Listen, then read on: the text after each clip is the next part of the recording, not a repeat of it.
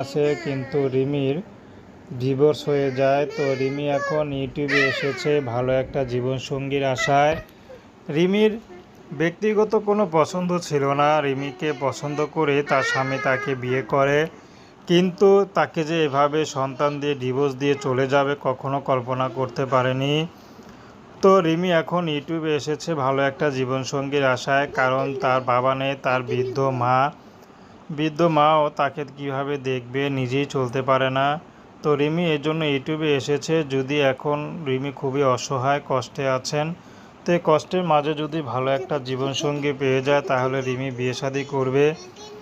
রিমির ব্যক্তিগত কোনো পছন্দ নেই। রিমিকে যদি 70, 80, 90 বছরের পুরুষও বিয়ে করে, যদি তার ঘরে স্ত্রীও থাকে, রিমি বিয়ে শাদী করতে রাজি আছে। তো রিমির এ ছিল সংক্ষিপ্ত জীবন কাহিনী। তো দর্শক, আপনারা যদি রিমির সাথে যোগাযোগ করতে চান, স্ক্রিনে নাম্বার দেওয়া, সেই নাম্বারে ফোন দিলেই যোগাযোগ করতে পারবেন।